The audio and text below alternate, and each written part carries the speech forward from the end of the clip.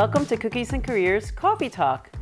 Today we're going to talk about freelance or gig work, and I'm so excited with our guests, Mary to my right, who is a senior at a university, and Amy, who is a marketing professional. They both have different experience at gig work, but I think a lot of people are looking at freelance work as you progress through your career, even if you have a full-time job or you don't, or you're a student.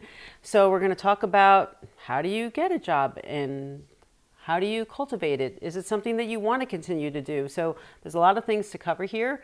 And so we're going to see where the conversation goes. So welcome, ladies. I'm really excited to have you. Today we are going to snack on my famous pecan ginger biscotti, and we will definitely post the recipe on our blog when we're done. So here we go.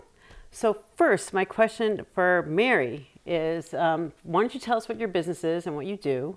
And then after that, tell us how you started it. Why did you start it? Awesome, lovely. First, thank you for having me. I'm excited to be here. And I am a UX UI designer, although my responsibilities extend from social media marketing management to SEO and overall distraction to websites as well as social media pages. I've also worked with complete website reconstruction, and I definitely start with making sure that I understand where the client is coming from, where they want to be, and a tangible plan on how we'd get there. So for the people who don't know, what is UX UI design? And what does that mean? Because I know you're a psych major, so explain how that plays into all of it. Yeah, so thank you. I'm a psychology major. I'll be graduating in the spring. And I definitely like to completely understand human experience. A lot of the time when working with clients, they kind of look from things from one perspective. So as a consumer, as someone who's digesting, whether it's content or it's a forum or entertainment or anything of the sort, you want to make sure that you're considering it from multiple aspects. Not only do you want to consider how someone feels when they're using a product, but you want to consider accessibility. Everyone may not use a product the same way, and so we need to consider the different ways on how everyone will be able to consume it and understand it in the same way. Once again, with psychology, I think it plays in terms of understanding how users feel before, during, and after, how you want them to feel while using their product, things that may deter them away from using your product, and placing, which may not be the best, but placing little, I'd say Subliminal things? Yeah, little subliminal things to kind of bring you back later and make sure that you're going to be constantly using their content. So there are different aspects that all kind of play into it. Although for the most part, it definitely plays a lot with the brain, in different, right. I'd say aspects. So how did you decide to do your freelance gig work while a full-time student? And did you just have somebody approach you, or how did you get your first customer? Yeah, so unfortunately, I fall in the pandemic class of right. 2020.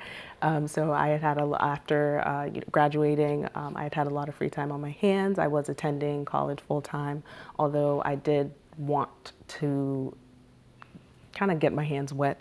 I wanted to kind of delve into the field as early as possible, and I was lucky enough to kind of be working side by side just at like a retail store with someone who had been a UX design, user experience designer, and she had been an intern over at IBM. So she had a wonderful experience there, and it kind of just came from the simplicity of organizing soup cans on a shelf. So I would spend, just to make ourselves busy at work, we would spend hours, organizing the cans by color and by price, or which one would be, most attractive or anything of the sort, I guess by like weight or ounce or something, we'd just play around with it. And she had told me that she thought I would be great at user experience and just paying attention to detail and kind of understanding what a consumer might want that stakeholders and CEOs and executives may not necessarily understand. How did you get your first customer? So I had gone into a 6 months intensive boot camp that I actually, that was paid for by a program provided by the retail store. I was lucky enough for it to be fully funded, and from there I aggressively networked on LinkedIn and my mentors and everything of the sort. And I was lucky enough to come across a couple that had it's a wonderful curriculum on the climate crisis. And so their mission was to not only spread their forum to different types of nonprofit organizations, but they wanted to broaden their attraction as well as their social media page and kind of just make their presence overall known to the world. So that was your first customer. So Amy, now we're going to transition to you. Sure. How are you working in the freelance world, and how did you get your first customer? Yeah, sure. So I work a full-time corporate marketing position and have for years. And I love the field. I studied the field and just felt like I loved it so much. I also wanted my work to be my hobby. So I was encouraged by my husband during COVID to start helping, my friends or family with small businesses with their marketing to help them through the tough time of navigating, business closures and going remote and virtual and things like that. And that was what I needed to have the confidence that I could freelance and have a corporate role. Because I do have this free time and I didn't really have any hobbies other than staying healthy and hanging out with friends. And so I felt like it was appropriate to see if I could help people who weren't considered my friends or family with their businesses and their big ideas. And I got my first client through networking, my first client that wasn't friends or family through telling my network that I was open to freelancing opportunities. And you actually got me my first client. So for everyone listening, I think that is the power of sharing what your goals are with the people who will support you, but also who want to help you. And you start small, and then eventually that client referred me to somebody else, and I did work for them. And it really is just something that fulfills me. It's all different creative work, but I would have never considered freelancing if it wasn't intentionally brought up to my attention, because I thought, I have a corporate job and that's what I do. I always thought you had to choose one or the other, but I had free time, and it's been something I really, really enjoy doing, and it's always different. So you both have to have a lot of discipline because you're a full-time student, you have a full-time job, but you're still finding time for your clients. So how do you make sure that you have the ability to juggle both your things? So I'll let either one of you take that. Yeah, I stick by a planner 100%. Religiously, I stick by a planner. I make sure that if it's not at least an hour a day, there's a specific day where I'm buckling down and making sure that I have a set list of requests from the client, or rather it be, checking analytics and making sure that those are sent over in terms of like traction and everything of the sort. I'll definitely make sure that I'm designating time. If it's not every day, then it's at least one day in the week that everything's, being done, more like a sprint, that everything's being done and making sure that it's done, addressed before the next time I meet casually with my client, or we set up a Zoom call to kind of just check in and see, their perspective on where, they would need any requests from me or in general, or anything that they, had, I guess, off the brain or anything of the sort. Yeah. All right. And how about you, Amy? I will echo everything you said about having a planner and say, being organized. I know, we're going to be friends after this. This is great. Right. Like serious two planner girls. Yeah, be super organized and plan, but also be open to communicating what you can and cannot do. And so understand yourself enough to know when you can accept more work and when you cannot, because you do have priorities. You have to sustain your full-time role, and you want a life outside of your full-time role that doesn't always include your freelancing and your projects. Like you want to give, or I want to give myself that time. So I know that I can't fill up every ounce of free time with this work, and so it's like having that planner and using it as a guide to know when it's appropriate to accept more responsibility, and when you need to say, you know what, I'm happy right now, I'm content, and I think I'll stick with what I've got going. What advice would you give to people who want to get into the freelance gig area? I will say, if you are an organized and motivated individual, freelancing let me take a step back. Freelancing, I used to think was something that people do when you have a sales job, a marketing job, advice to give.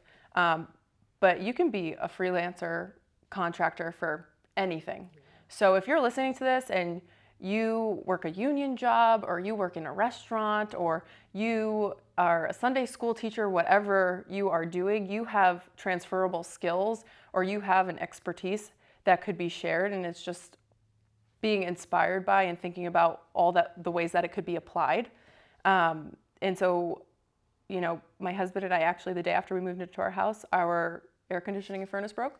That's right. And the gentleman we hired to fix it, he worked a union job, and he would come on nights and weekends to fix and replace our entire system because he was, trying to pick up extra money and utilize his skills in that way. And he got the job done. And so I would say to anyone looking to freelance, it's know that even if you don't know exactly what you do right now, you have something. So try it, figure it out, try new things, and just see where the wind blows you.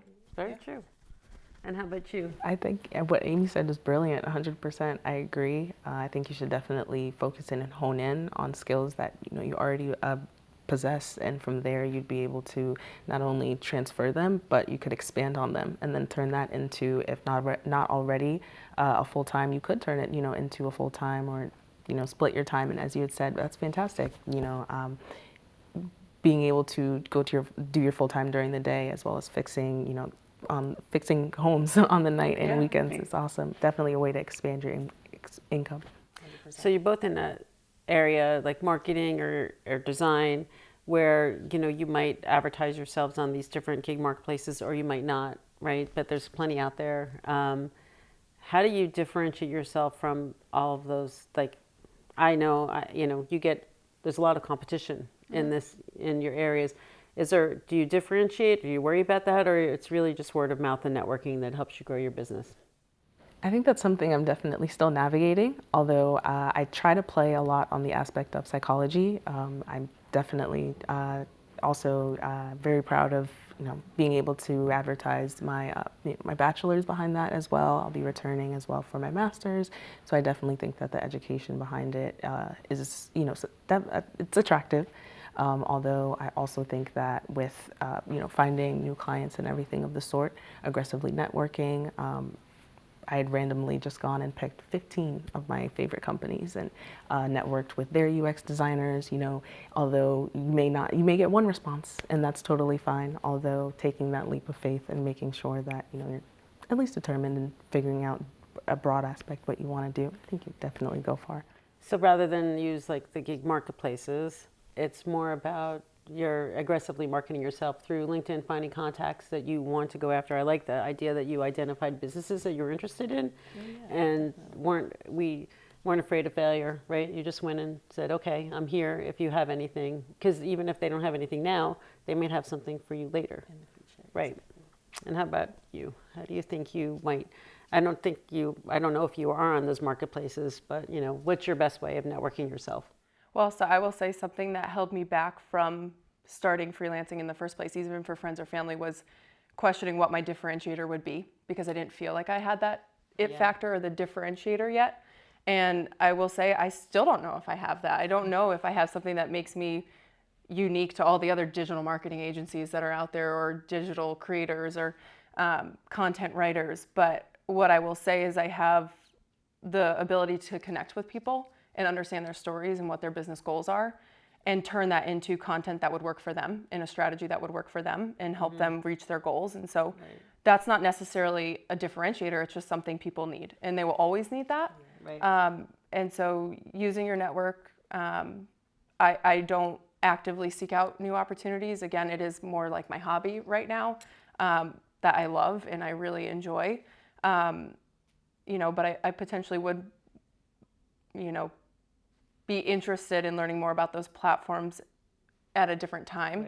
But don't get hung up on, I need to make myself so different that it stands out so much, because ultimately you're going to, that psychology piece, we definitely need to connect after this, because I'm so inspired by it. But like, human connection is so important, and I think who you find that with is ultimately who you're meant to work with and do work for. And relying on that, I think, is okay.